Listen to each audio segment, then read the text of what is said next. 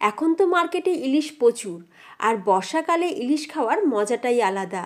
যদিও সারা বছর ইলিশ পাওয়া গেলেও বর্ষাকালে ইলিশের স্বাদ একদমই আলাদা থাকে।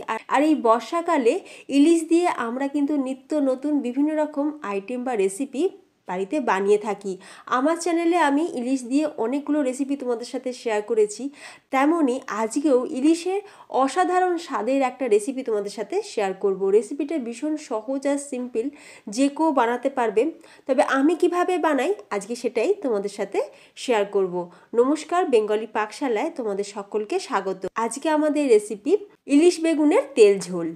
তো দারুণ স্বাদের ইলিশের এই রেসিপিটা বানানোর জন্য এখানে আমি 5 পিস ইলিশ মাছ নিয়েছি, গাদা পেটি মিশিয়ে, মানে ইলিশ মাছের পিসগুলোকে রিং পিস করে কাটিয়ে নিয়েছি। বাজার থেকেই কাটিয়ে এনেছিলাম, তাই গোটা অবস্থায় তোমাদের দেখাতে পারিনি।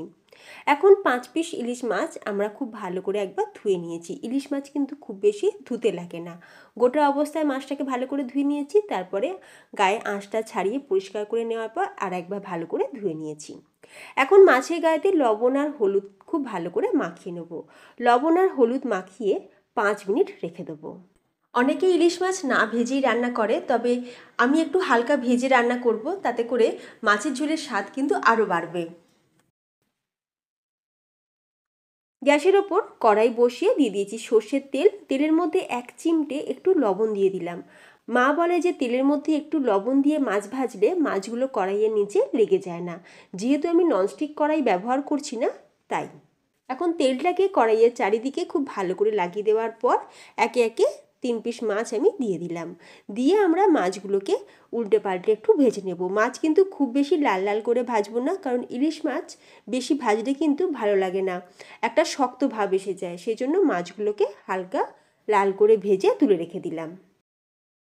তো মাছগুলো ভেজে তুলে নেওয়ার পর ওই তেলের মধ্যেই দিয়ে দিলাম 1/2 চামচ কালো জিরে আর 1 টেবিল চামচ কাঁচা লঙ্কা বাটা।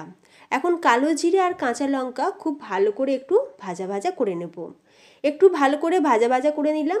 কাঁচা লঙ্কার কাঁচা গন্ধটা যখন চলে যাবে তখন দিয়ে দিতে হবে কেটে রাখা বেগুন।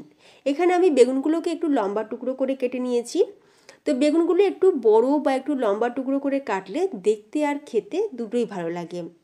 অল্প সামান্য লবণ আর অল্প সামান্য হলুদ দিয়ে এখন বেগুনটাকেও আমরা মশলার সাথে একটু কষিয়ে নিচ্ছি বা একটু ভাজা ভাজা করে নিচ্ছি।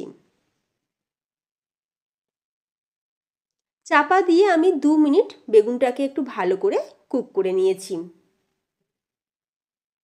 বেগুনটা বেশ ভালো মতন ভাজা ভাজা হয়ে গেছে। এখন বেগুনটাকে আমরা একটু সাইড করে দিয়ে মাঝখানটায় দিয়ে দিচ্ছি 1 চা চামচ হলুদ গুঁড়ো, 2 চা চামচ জিরের গুঁড়ো আর অল্প সামান্য জল। এর সাথে দিয়ে দেবো কাশ্মীরি লাল লঙ্কার গুঁড়ো। এটা কিন্তু সম্পূর্ণ অপশনাল, তোমরা চাইলে নাও দিতে পারো।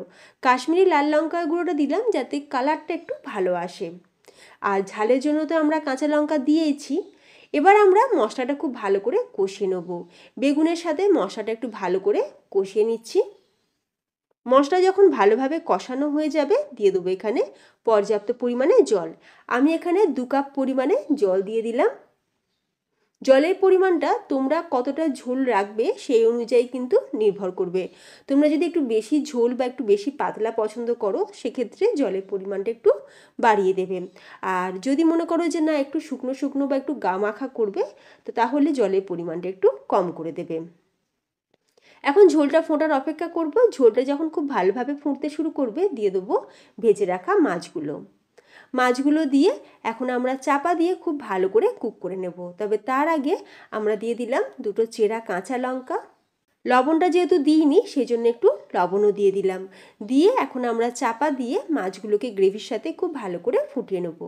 5 মিনিট মিডিয়াম ফ্লেমে মাছগুলোকে খুব ভালো করে ফুটিয়ে নিয়েছি। আর ঝোলটাও দেখো আগের থাকতে বেশ ঘন হয়ে গেছে। এর থেকে বেশি ঘন করব না, কারণ যেহেতু ভাতের সাথে মেখে খাবো, তাই একটু ঝোল কিন্তু রাখলে বেশি ভালো লাগবে। মাছগুলোকে একটু উল্টে পাল্টে দিচ্ছি। এবার গ্যাসের ফ্লেমটাকে অফ করে দিয়ে আমরা ওপর থেকে একটু কাঁচা সর্ষের তেল ছড়িয়ে চাপা দিয়ে এটাকে রেখে দেবো 2 মিনিট। ফিরে আসি 2 মিনিট পর। রান্নাটা কিন্তু আমাদের একদম তৈরি। বেগুন ইলিশের তেল ঝোল রেসিপিটি তোমাদের কেমন লাগলো অবশ্যই কিন্তু কমেন্টে জানাতে পারো। গরম ভাতে বেগুন ইলিশের তেল ঝোলের রেসিপিটি জাস্ট ফাটাফাটি। এইভাবে একবার বেগুন ইলিশে তেল ঝোল রেসিপিটি বানিয়ে খেয়ে দেখো, স্বাদ কিন্তু মুখে লেগে থাকবে। হালকা পাতলা, একদম রিচ নয়, অথচ স্বাদে অসাধারণ। যদি তোমাদের আজকের রেসিপিটি ভালো লাগে তাহলে আত্মীয় স্বজন বন্ধু বান্ধবের মধ্যে শেয়ার করে দিও। যে সকল বন্ধুরা আমার চ্যানেলে নতুন ভিডিও দেখছো তোমাদের কাছে রিকোয়েস্ট রইল, প্লিজ চ্যানেলটি সাবস্ক্রাইব করে পাশে থাকা বেল আইকন প্রেস করে রাখবে। তাহলে আমি চ্যানেলে যখনই ভিডিও আপলোড করব নোটিফিকেশান সবার আগে তোমাদের কাছে পৌঁছে যাবে। তাহলে ফ্রেন্ডস, ভিডিওটা আজ আমি এখানেই শেষ করলাম। তোমরা সকলে ভালো থেকো, ধন্যবাদ।